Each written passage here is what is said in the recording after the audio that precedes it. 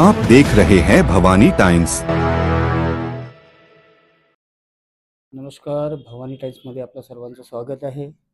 मी robin भवरदार, cameraman आकाशसोबत भवानी टाईम्समधून. आज आपण आलो तर अशा विषयावर, ज्या विषयावर मागील 4 ते 5 वर्षापासून माजी आमदार गोपालदासजी अग्रवाल हे लढाई लढत होते. सर, नवीन वर्षाच्या आपल्याला भरपूर खूप खूप शुभेच्छा. आपल्याला पण शुभेच्छा खूप खूप. सर, ह्या विषयावर आम्ही आलो. आम्ही आता सर्वे केलं, थोडंसं काम चालू झालं आहे. परंतु त्या पुलाचं काम मागील म्हणजे कोरोनापासून जो थांबलेला होता, त्याच्या माहितीसाठी आम्हाला कोणी इंजिनियर मिळाला नाही, तिथे कोणीच मिळाला नाही. प्रायव्हेट सेक्टरचं ती कंपनी आहे नागपूरची. त्याबद्दल थोडी माहिती सांगा सर. हे आता PWDच्या माध्यमातून नागपूरच्या एक कंपनीला कॉन्ट्रॅक्ट देण्यात आलेला आहे.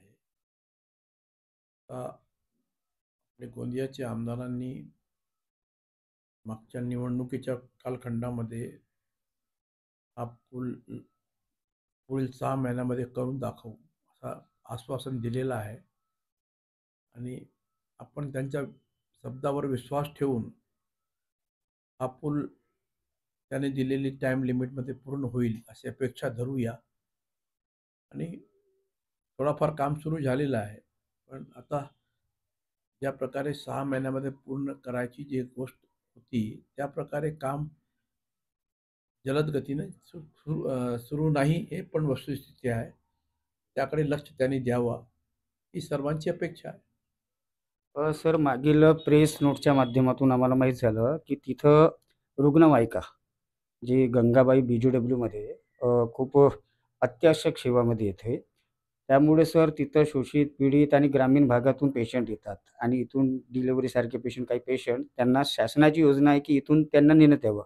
तर त्यांचं असं माहीत झालं आहे प्रेस मीडियाच्या माध्यमातून की त्यांच्याकडे ॲम्ब्युलन्ससाठी 3 महिन्यापासूनच फंड नाही. काय म्हणता येईल सर याच्यावर?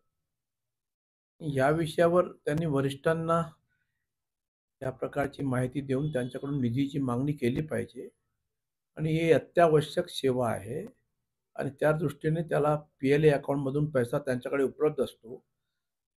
फक्त त्यांची परवानगी घेऊन ते पैसे खर्च करता येते. ते त्यांनी आमच्या CSने करावी अशी सर्वांची अपेक्षा राहणारच आहे. मी पण हा विषयावर उद्या सोमवारी CSशी चर्चा करणार आहे. पाहू शकता मित्रांनो, हे होते आपले माजी आमदार गोपालदासजी अग्रवाल.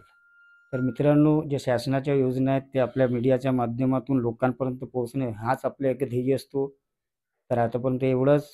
मी रॉबिन कृष्णा भवरदार, कॅमेरामॅन आकाशसोबत भवानी टाइम्स गोंदिया.